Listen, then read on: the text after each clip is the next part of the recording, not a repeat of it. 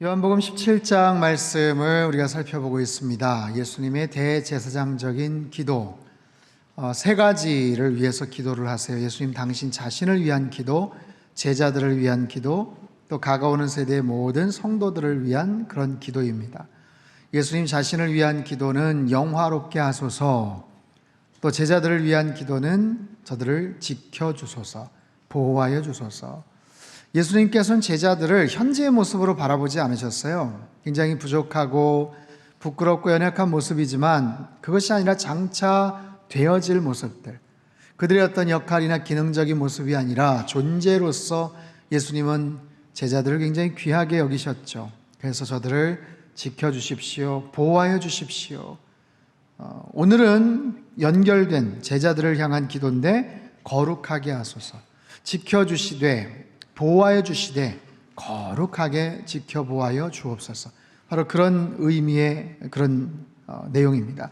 거룩이란 무엇인가, 또 그 거룩함을 우리의 삶의 현장에서 어떻게 적용하며 살아갈 것인가, 이것이 오늘 설교의 주된 내용입니다. 12절 13절 말씀을 우리 같이 한번 읽겠습니다. 시작. 내가 그들과 함께 있을 때에 아버지의 이름으로 그들을 보존하고 지키었나이다. 그 중에 하나도 멸망하지 않고 다만 멸망의 자식뿐이오니 이는 성경을 응하게 함이니이다.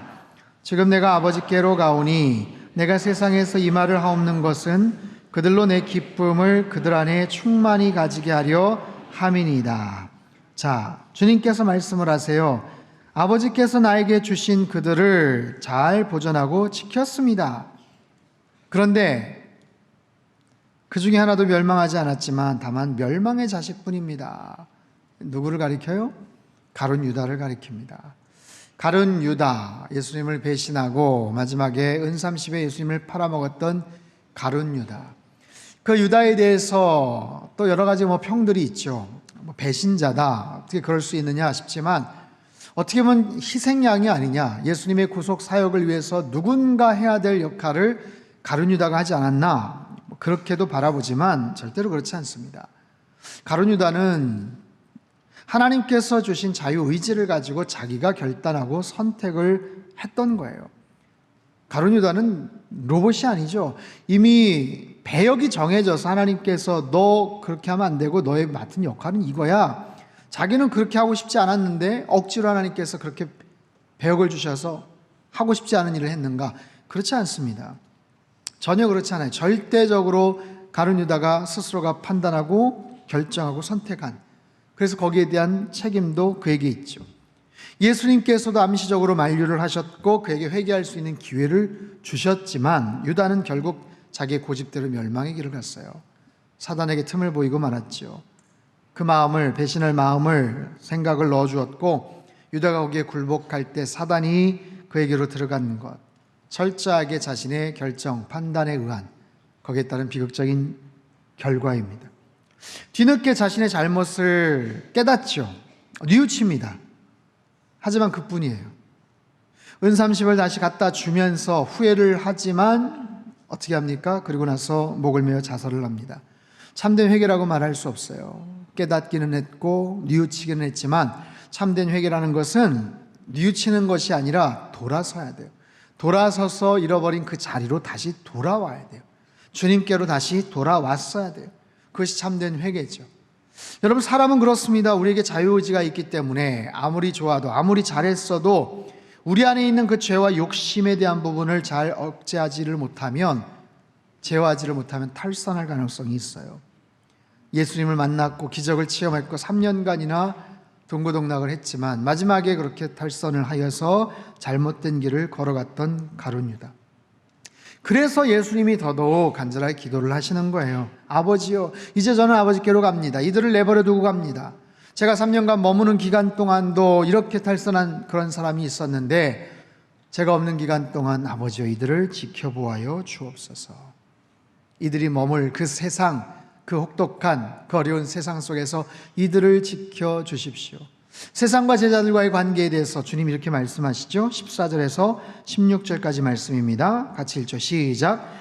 내가 아버지의 말씀을 그들에게 주었사오매 세상이 그들을 미워하였사오니 이는 내가 세상에 속하지 아니함 같이 그들도 세상에 속하지 아니함으로 인함이니이다.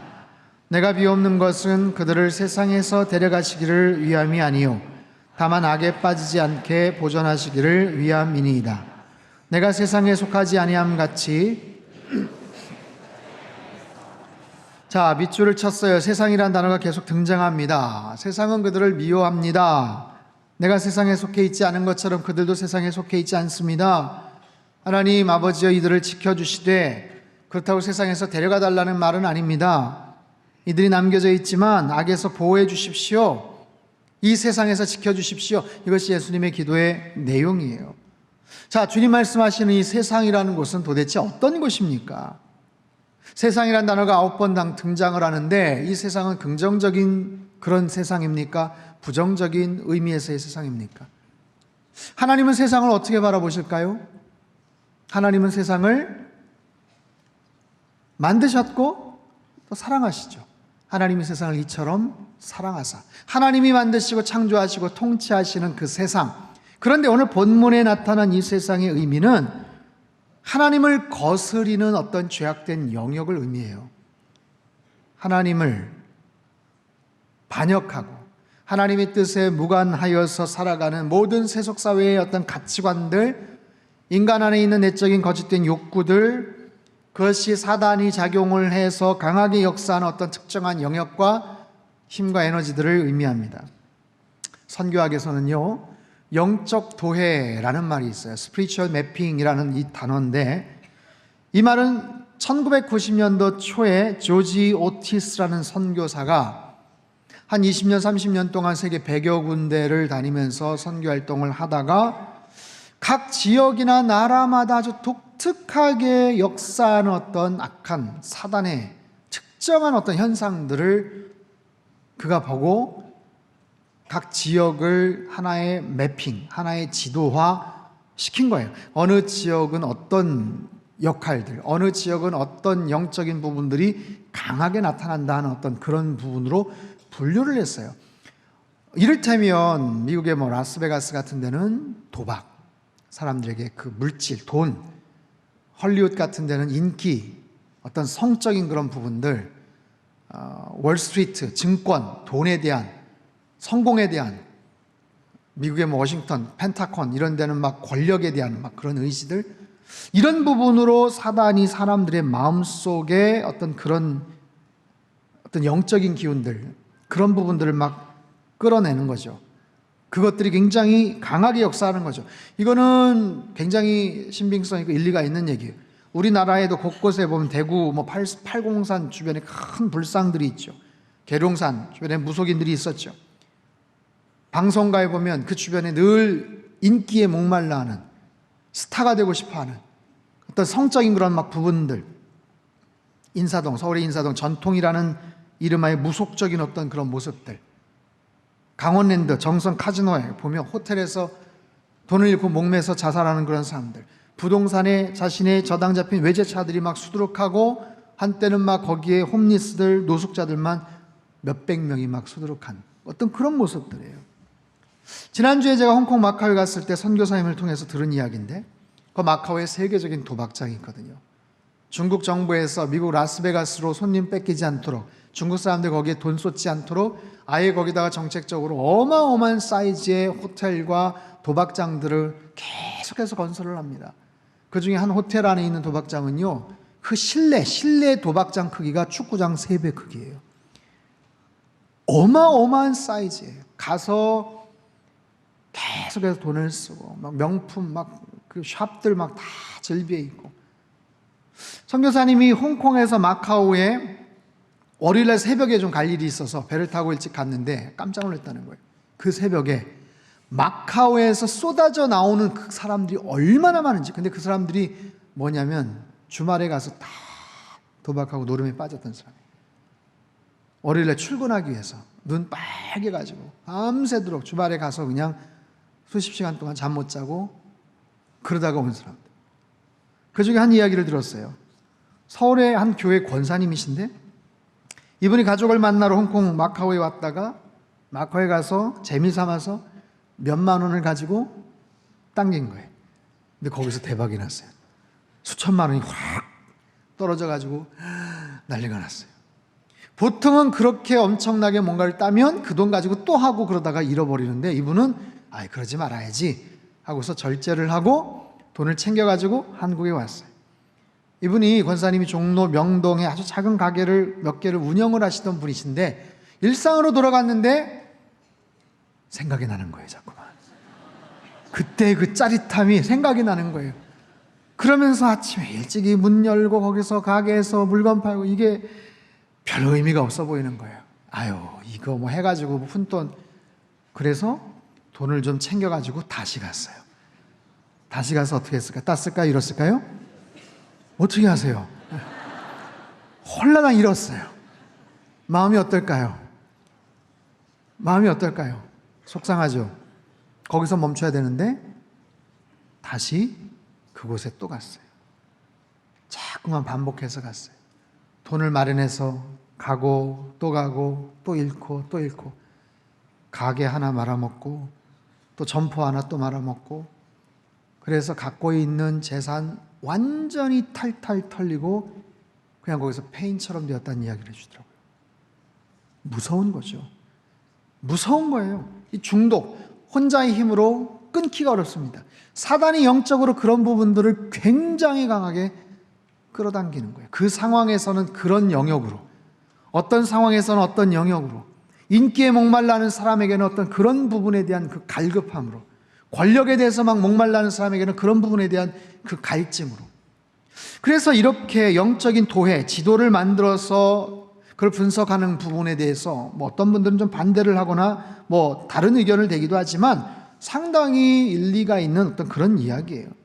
여러분, 우리가 사는 세상은 바로 그렇습니다. 하나님께서 통치하시고 하나님께서 다스리시고 하나님이 주관하시는 하나님의 세상이지만, 어떤 지역과 어떤 영역, 특수한 영역에 따라서는 악한 마귀 사단이 인간의 어떤 욕심, 인간의 본성, 이런 부분들을 부추겨서 그 안에서 자꾸만 악한 모습들이 나타나게 해요. 거짓과 분열과 타락과 싸움과 세속적인 논리와 악한 영들이 판을 치는 어떤 그런 곳. 우리가 발을 딛고 살아가는 이 땅이 바로 그런 곳이죠. 그런 장소예요. 어떻게 여기서 우리는 지켜나갈 것인가? 어떻게 거룩성을 지켜나갈 것인가?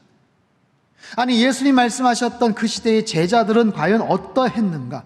여러분, 제자들 살던 그 시대는 어떠했을까요? 유대 종교 지도자들의 그 강한 종교적인 그런 전통들, 맞서 싸워야 되는 거거든요. 헬라 철학, 헬라 사람들의 그 지혜와 철학에 대한 어떤 그런 열정들, 로마 사람들이 갖고 있었던 그 우월의식과 권력에 대한 어떤 그런 갈급함, 권력 지상주의, 그런가 하면 로마 황제에 의해서 실제적으로 핍박을 받고 육체적인 외부적인 압박을 받았던 그 세태 속에서 제자들이 어떻게 살아가야 될 것인가, 제자들이 어떻게 지키고 어떻게 거룩성을 지켜 보호할 것인가, 이게 주님께서 하나님 앞에 간절하게 기도하셨던 그런 내용이에요. 자, 이 거룩함, 이 거룩성이라는 것, 여러분, 거룩이라는 단어 우리 일상에서는 사실 그렇게 많이 사용하지 않습니다. 여러분, 바쁘고 분주한 뭐 직장 생활에서 거룩이라는 단어를 쓰실 기회가 있겠어요? 학교에서? 가정에서? 별로 사용하지 않아요. 하지만 교회 안에서 믿음 생활하면서 기도하면서 이 거룩이란 용어, 이 단어, 본래 카도시라는 히브리어인데 구별하다, 분리하다, 깨끗하게 하다라는 뜻이에요. 죄로부터 구별하다, 부정한 악으로부터 구별되어서 분리되어서 깨끗하게 되어서 살아가는 것, 세상적인 다른 가치관 속에서 거기에 영향을 받지 않고 비신앙적인 태도와 구분을 짓고 구별이 되어서 하나님 닮아가는 삶의 모든 그런 태도들, 그런 우리의 모습들, 이것을 가리켜서 거룩이라고 얘기하는데, 이 거룩을 어떻게 유지할 수 있는가? 어디에서 과연 우리는 이런 거룩성을 유지해야 되는가? 여러분, 내 자신을 거룩하게 만들고자 중세의 영성가들은요, 사막으로 갔습니다. 수도원을 만들었죠. 왜? 자신의 거룩함을 유지하기 위해서, 세상과 단절해서 자신의 거룩성을 계속 지키기 위해서 자발적인 고독한 삶을 선택을 합니다. 세상과 접하면 때묻기 때문에 영향을 받기 싫어서 산으로 들어가고 수도원으로 들어가고 사막에 들어가요. 여러분, 우리가 거룩해지는 것, 주님께서 본문에서 거룩해지기를 원하는 삶이 과연 그런 방법일까? 여러분 어떻게 생각하십니까? 내가 거룩해지기 위해서 세상과 담을 쌓고 살아가는 것, 관계를 끊고 살아가는 것, 이 땅에는 소망이 없으니까 죄악 가운데 물들어 있는 이 세상 속에서 내가 결별하여서 담을 쌓고 나만의 거룩성을 유지하는 것, 그것이 주님께서 원하시는 모습일까? 그렇지 않습니다. 그렇지 않아요. 그렇게 해서 담장을 높게 쌓고 사람들과 격리돼서 분리되어서 살아가는 것, 어떻게 살겠어요? 이 땅에서 어떻게 우리가 생활을 하겠어요? 지리산의 청학동 마을, 미국의 아미쉬 공동체, 그런 것처럼 완전히 현대 문명, 인터넷, TV, 전기 끊어진 18세기, 16세기 그런 모습으로 살아가야 되겠죠. 하지만 주님께서 말씀하시는 거룩은 일상에서의 거룩이에요. 일상에서의 거룩. 제자들이 거룩해진다, 이거는 그들만을 위한 게 아니에요. 그들만을 위해서 거룩해지도록 보호해 주도록, 그게 목적이 아니라 그 일차적인 모습이지만 그걸 통해서 세상을 변화시키고 영향력을 끼치는 것. 두 가지 종류의 거룩을 한번 설명을 드릴게요.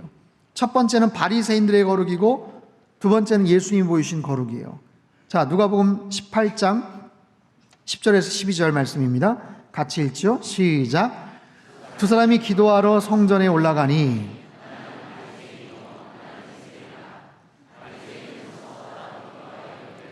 하나님이여, 나는 다른 사람들 곧 토색, 불의, 간음을 하는 자들과 같지 아니하고 이 세리와도 같지 아니함을 감사하나이다.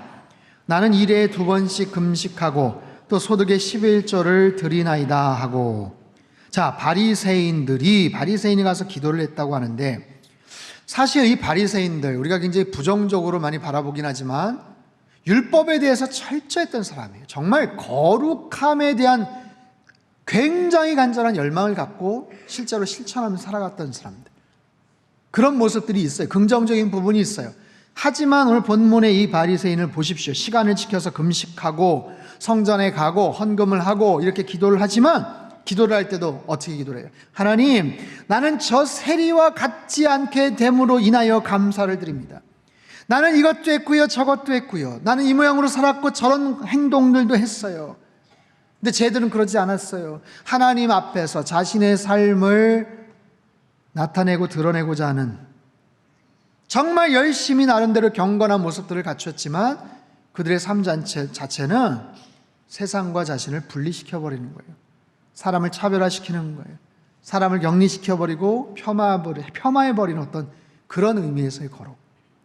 하지만 예수님의 거룩은 어떻습니까? 여러분, 예수님처럼 거룩하신 그런 존재, 그런 분이 어디 있겠어요? 그럼에도 불구하고 예수님은 끝없이 사람들을 품으셨고 죄인들을 안아주셨고 가까이 다가가셨고, 그랬기 때문에 심지어는 이런 비평도 들으셨죠. 누가복음 7장 34절입니다. 시작. 인자는 와서 먹고 마심에 너희 말이 보라, 먹기를 탐하고 포도주를 즐기는 사람이요 세리와 죄인의 친구로다 하니. 세리와 죄인의 친구로다 하니. 여러분 보십시오. 바리새인들의 거룩과 예수님의 거룩은 어떤 차이가 있습니까? 바리새인들의 거룩은 율법에 근거한 거룩이에요. 자기 의에 근거한 거룩, 형식에 근거한 거룩, 결국엔 자기 자신을 드러내고자 하는 어떤 위선적인 거룩이라면, 사람들과 담을 쌓고 선을 긋고 사람들을 폄하하는 그런 의미의 거룩이라면, 예수님의 거룩은 일상에서의 거룩, 사람들을 누구나 다 품어줄 수 있는 그런 진실한 마음을 담은 거룩, 무엇보다도 그 안에 하나님의 진리의 말씀, 하나님의 진리에 근거한 그런 거룩이었죠. 이게 거룩의 방법이에요. 여러분, 이 거룩이란 단어 잘 기억을 하세요. 굉장히 영적이고 추상적인 얘기이기 때문에 막상 이것을 우리의 삶 속에 어떻게 실현화시킬 것인가, 이게 때로는 굉장히 어렵습니다. 하지만 예수님께서 하신 말씀, 이 거룩을 어떻게 실현화시킬 것인가. 자, 17절에 19절 말씀을 같이 한번 보죠. 시작. 그들을 진리로 거룩하게 하옵소서. 아버지의 말씀은 진리니이다. 아버지께서 나를 세상에 보내신 것 같이 나도 그들을 세상에 보내었고 또 그들을 위하여 내가 나를 거룩하게 하오니 이는 그들도 진리로 거룩함을 얻게 하려 함이니이다. 아멘. 자, 어떻게 거룩하게 된다고요? 진리로 인해서 거룩하게 된다는 거예요. 그 진리는 아버지 하나님의 말씀이다. 우리가 거룩함을 알 수 있는 것은 하나님의 말씀이에요. 여러분, 이 하나님의 말씀, 이 말씀 속에 담겨져 있는 하나님의 진리, 그것을 통해서 우리가 거룩을 안다. 무슨 얘기인가? 우리가 이 땅을 살아가면서 무엇을 해야 될지 하지 말아야 될지, 무엇이 옳은지 틀린지, 무엇이 선인지 악인지, 이렇게 해야 될지 말아야 될지, 내가 언제 멈춰야 될지, 아니면 같이 동조해야 될지, 여러분 오늘 이 시대에 살아가면서 굉장히 헷갈릴 때가 많습니다. 어떨 때 여러 가지 이슈들이 있어요. 거기에 대한 다양한 견해들이 있어요. 이 말을 들으면 옳은 것 같고, 이 말을 들으면 아주 다 틀린 것 같지도 않은, 굉장히 애매하고 헷갈려 하는 그런 상황 속에서 누구의 말을 들을 것인가, 어떤 쪽의 언론의 이야기들, 신문의 뉴스들을, 사설을 들을 것인가. 여러분, 하나님의 말씀을 통해서 우리가 그 진리를 깨닫는 거예요. 그래서 내가 무엇을 해야 되는구나, 어디까지 해야 되는구나, 이것이 거룩이구나, 이것이 그렇지 않구나 하는 것들을 깨달을 뿐만 아니라 그것을 행할 수 있는 동력을 얻어요. 마음속에 에너지를 얻는다고요. 말씀을 묵상함으로 말미암아 감동을 받고 성령님께서 나에게 주시는 용기와 소망이 있어요. 낙심하고 절망하고 속상하고 좌절하고 그냥 넘어질 뻔했는데, 말씀을 읽다 보니까 성령 하나님께서 나에게 격려해 주시고 위로해 주시고 잘할 수 있다고 응원해 주시고 박수 쳐 주시는 그런 모습으로 인해서 우리가 그 거룩을 이 땅 가운데서 실현할 수 있게 된다는 거죠. 자, 그렇다면 이 거룩의 목적이 뭐예요? 내 자신 한 사람 그냥 거룩하게 되는 것이 목적인가? 그렇지 않아요. 18절에서도 아까 말씀을 드렸어요. 아버지께서 나를 세상에 보내신 것 같이 나도 그들을 세상에 보내었고, 예수님의 생각은 지금 어디에 가 있냐면, 제자들이 그냥 거룩해지는 것 자체만이 아니라 거룩해진 모습을 통해서 세상에 나가는 거예요. 여러분 보세요. 거룩함은 그냥 우리의 영적인 성취와 만족에 있지가 않아요. 거룩함의 목적은 그거 자체가 아니에요. 자신에게만 집중하는 거룩이 성경적인 거룩이 아니에요. 성경적인 거룩은 보내심을 위한 거룩입니다. 누군가를 향한 거룩이에요. 그 사랑을 전하기 위한 거룩, 봉사를 위한 거룩, 선교를 위한 거룩, 선한 영향력을 끼치기 위한 그런 거룩이에요. 이 거룩함은 대단히 성스러운 용어이고 그런 개념이지만, 그걸 통해서 거기에서 끝나는 것이 아니라 통로가 되고 하나였던 목적지를 향해 달려나갈 수 있는 그 거룩. 그렇기 때문에 예수님의 거룩은 가장 거룩하신 분이시지만 누구와도 담을 쌓고 살지 않으시고 분리되고 격리되는 게 아니라 세리와 창기들의 친구이기도 하고 누구하고도 같이 대화를 나눌 수 있는 바로 그런 의미에서의 거룩이죠. 여러분, 한번 질문을 드려볼게요. 예수님과 아주 흉악한 어떤 강도가 1박 2일 여행을 떠났다고 한번 가정해 보세요. 아무도 없어요. 예수님하고 딱 둘. 그러면 예수님하고 흉악한 강도 두 사람, 누가 영향을 받을까요? 예수님이 영향을 받을까요? 그렇지 않죠. 강도가 영향을 받겠죠. 강도에게 예수님의 어떤 선한 영향력이 나타나겠죠. 예수님 그렇게 사셨잖아요. 만나는 누구든지 어떤 사람이든 접촉하는 모든 사람이든지 하나님 말씀에 근거해서 하나님의 선한 마음들, 사랑을 그들에게 접촉을 하면서 영향을 끼치셨잖아요. 이게 바로 거룩의 목적이에요. 거룩의 목적은 여러분 영향력입니다. 영향력. 내가 거룩해야 될 이유? 영향력이에요. 이 거룩성을 접하는 누군가에게 영향을 끼치는 거예요. 변화를 시키는 거예요. 그것을 위해서 내가 먼저 담을 쌓으면 안 되는 거예요. 내가 피하면 안 되는 거예요. 나의 거룩성을 온전히 지키면서 나아가다 보면 그들에게 차츰차츰 그런 선한 영향력과 변화를 끼치는 거죠. 제가 주중에 수원에 있는 한 교회 목회자 세미나에 다녀왔어요. 수원 제1감리교회, 역사가 한 47년 정도 된 그냥 수원성 안에 있는 전통적인 그런 교회입니다. 근데 이 교회에 여러 가지 특징이 있는데 아주 재미있는 한 가지 특징이 있어요. 사진 한번 보여주세요. 이게 수원 그냥 제1감리교회 지역에 있는 하나의 그냥 보통 그런 교회입니다. 그 다음 사진이요. 뭐가 보이십니까? 깃발이 보이고 벼락장군, 왼쪽에는 작두장군. 이게요 교회 바로 앞에 있어요. 안 믿으실 것 같아서 보세요. 정말 바로 앞에 있어요. 바로 앞에, 바로 코앞에 있어요. 오래된 수원 성터 안에 있기 때문에 수많은 점집과 무속인들이 살고 영업을 하는데 교회 바로 앞에 이렇게 작두장군, 벼락장군이 있어요. 그 집 목사님 사택은 저 작두장군 옆집이에요. 바로 옆집. 3년 전에 새로 부임하신 목사님, 교회 바로 앞에 있는 점집을 보고 깜짝 놀랐어요. 너무 황당해하기도 했어요. 더군다나 사택이 그 뒷집이어서 늘 딸랑딸랑딸랑 방울소리 들려오고 쨍쨍쨍 꽹과리 소리. 그래도 목사님이 그분들과 싸우거나 얼굴 붉히지 않으시고 그냥 가볍게 인사하시면서 잘 지내시고, 대신에 교회로서의 정체성을 계속해서 키워나가시려고 노력을 하셨어요. 열심히 예배드리시고, 특별히 청년들, 청소년들을 위해서 정말 최선을 다해서 예쁘게 건물도 리모델링하고 카페도 만들고 인테리어도 꾸미고 교회마당 예쁘게 꾸며서 지역 주민들을 위해서 콘서트도 하고. 하지만 그래도 화요일 수요일 업무 시작하면 거기도 업무 시작을 해요. 꽹과리 소리 나고 손님 와서 업무 시작하고. 그럼에도 불구하고 싸우거나 다투지 않고 그냥 그렇게 지냈어요. 지난 여름 교회 마당에서 청소년 아이들을 위한 여름 성경학교, 여름 영어 캠프를 시작하고 있는데, 영어 캠프는 한참 하는데 굉장히 프로그램이 잘 진행되고 있는데 작두장군집 무당이 심각한 표정으로 찾아왔어요. 그동안 말도 섞지 않고 그냥 가볍게 인사만 할 정도였는데 할 말이 있다고 찾아오더니 이렇게 얘기를 해요. 우리 아들 영어 캠프 보내도 됩니까? 우리 아들 영어 캠프 같이 가도 돼요? 목사님이 당황을 해서 아유 그럼요 예, 와도 되죠. 주일날 예배 와도 돼요. 예배 와도. 저는 그 장면, 그 이야기를 들으면서 우리가 가져야 될 거룩성이 무엇이고 결국에는 그 거룩성을 통해서 어떤 모습으로 세상 사람들과 함께 지내야 되는가. 여러분, 추석 연휴입니다. 이번 명절 기간 동안 여러분 어떤 일들을 계획하고 계세요? 모처럼 만에 많은 가족들, 친지들 만나시죠.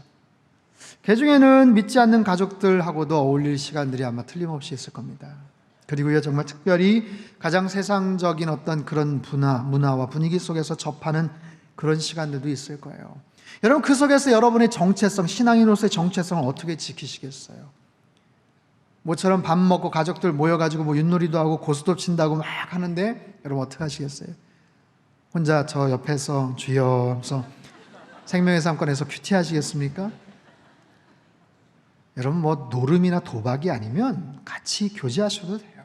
대신에 악착같이 싸우면서 돈 따지 마시고 후하게 잃어주시고 조카들 용돈도 주세요. 제사 드린다고 하면 어떻게 하시겠어요?